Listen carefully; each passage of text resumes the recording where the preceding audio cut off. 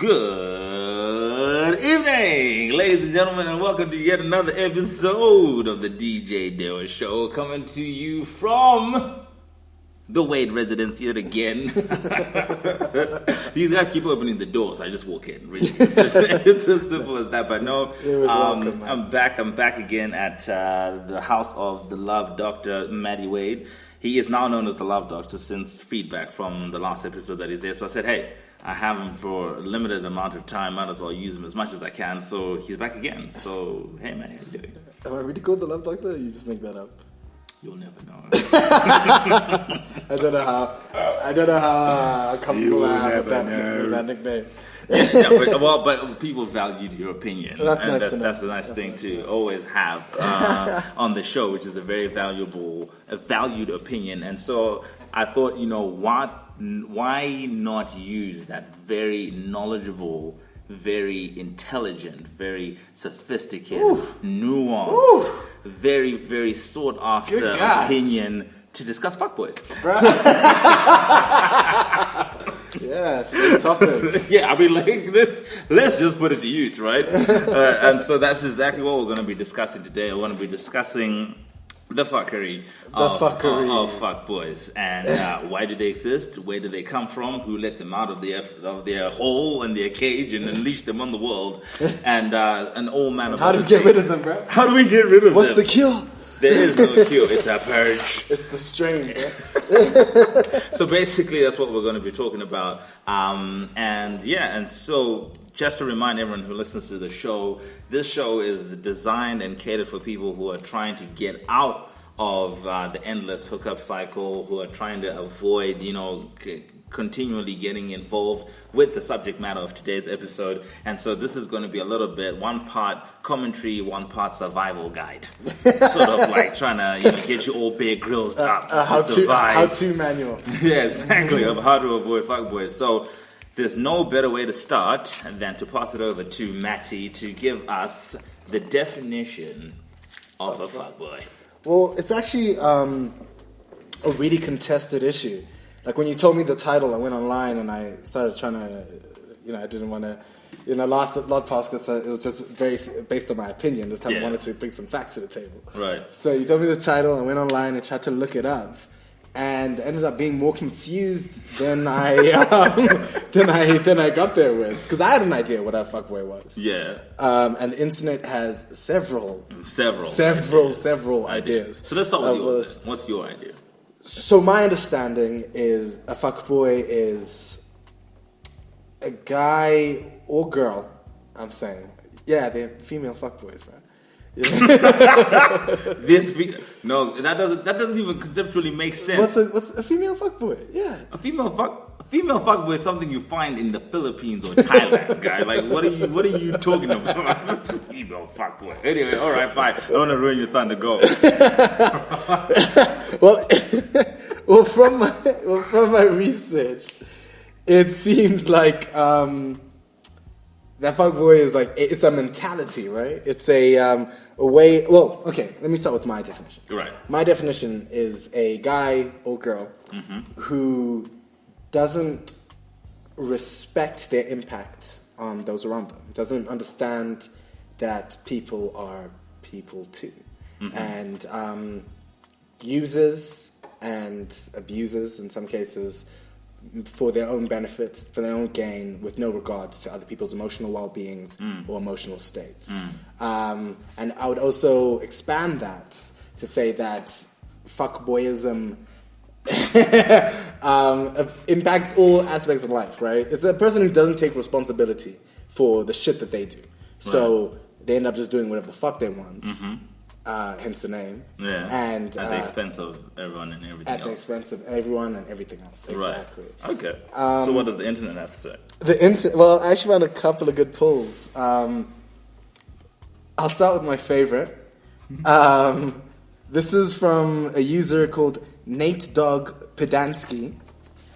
And Nate Dog writes, a fuckboy. He is the fuckiest of the fucks. A fuckboy is the lowest possible form of vile, degenerate waste pouring from the proverbial asshole of society. Calling somebody a fuckboy is the verbal equivalent of orally penetrating their mother, and then their dog, and then their girlfriend in a span of about 3.94 seconds. Right. So Nate Dogg came through hot and heavy with that quote. Nate Dogg, I bet you Nate Dogg's real name is Natasha, and she had just dealt with a fuckboy when she wrote that. I don't know. That sounds a bit too personal, right there. Nah, but we all hate fuckboys, guys and girls. True, but you don't say calling someone a fuckboy is the equivalent of penetrating their mom, their dog, and their... What else was that? 3.94? 3.9? You're not even a minute man at that rate, dude. That's just nasty. Some of the other tamer pulls. Right. A fuckboy is a boy who fucks with girls' feelings by leading them on, making them feel great, all for self-gain, and ends up leaving them and feeling like shit as he moves on to his next target. Which is, I suppose, more in line with what I was saying at the start. And one of them is an immature, worthless person who plays with your heart and feelings just so they can get their dick wet and then they leave you in the dirt. Damn. Right? Damn. I mean, these are some Some one of my favorite ones is the term is used by males and females who understand their own shit and have the ability to criticize fuckboys. Fuckboys themselves are not allowed to use the term fuckboy or call out other fuckboys because that will be participating in more fuckery. I love that. There's rules to this shit. I love it. There's rules to this shit, man. I love it. I think at some point in my life I was a fuckboy, and you know what? The scary thing is with the plethora of definitions out there. I bet you there's a definition out there that still gets me to a T, which means that I could still. Well, you see, that's the thing. Be a fuckboy. It's such a nebulous term. Yeah. It's like everybody is one. You know what I mean? At some point, yeah. It's like in some form. It's like postmodernism. If you make a piece of art today, Yeah. it's postmodern, regardless of what the fuck True. what it is. True, right? true. So it's just such a catch-all that all you have to do is take a misstep, Yeah. and somebody will call you a fuckboy. I must say that since you've come on the show, the range of vocabulary has increased. Yeah? Minus the language, of course. Oh yeah, of course. I did notice that my last episode was the only episode with an explicit tag. I mean, it goes off, but that's why I love it. I don't censor people, right? But it just goes off. Okay, but all right, fine. So the next question is, so you will notice that this episode has got a bit of a structure to it, and then it's going to go freestyle. But like, I have to get the structure out of the way so that we can establish what we're talking about. So how do you spot one? How do you spot a fuckboy? fuckboy? Yeah. I think this is a tough one. I think if you're trying to spot a fuckboy, you fucked yourself, right? Because But there has to be some sort of way, because I mean, what is the point of some a sort of survival signifier, guide? some sort of marker. Yeah. How do you see the bubble before it bursts? Yeah, because I mean, look, wait, before you get into it, I mean, like, there's something that's beautiful about life is that no matter how hard you try to be something that you're not, you will always show your true colors. And That's very I believe that fuckboys, no matter how talented they are, Unless you're a sociopath. at some point you're going to reveal who you are. So, like, what are some of the things that get people to be recognized as a fuckboy? That's a difficult one to answer, Yeah. to field, actually. Because there's a multitude of different varieties of a fuckboy. They're not cupcake guy. Come on. Nah, bruh, I'm telling you, man. They're not cupcake. They're weeds growing in your garden, bruh. And they're all different types. True. And, like, some of them are really nice guys. Yeah. Charming, sweet, kind, caring, right? Or seemingly Yeah. caring. And lure you in with honey, right? Right. And, they're not trying...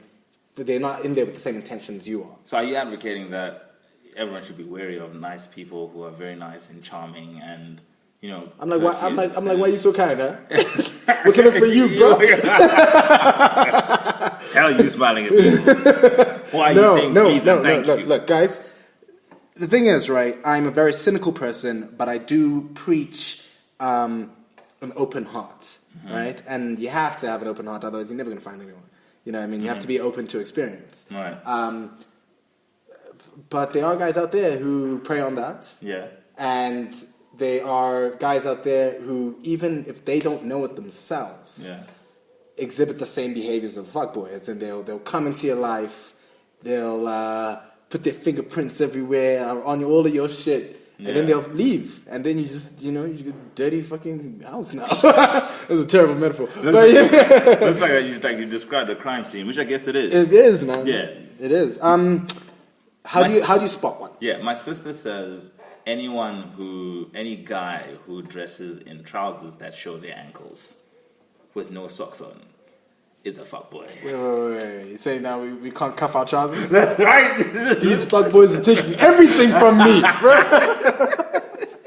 What am I supposed to do in the summer, bro? She literally calls them fuckboy ankles. Right. No, but sorry. I think it's about mannerism. I think it's okay. There's the obvious fuckboys, the braggadocious dickheads that don't understand when to. They don't understand discretion. They don't understand respect. Right?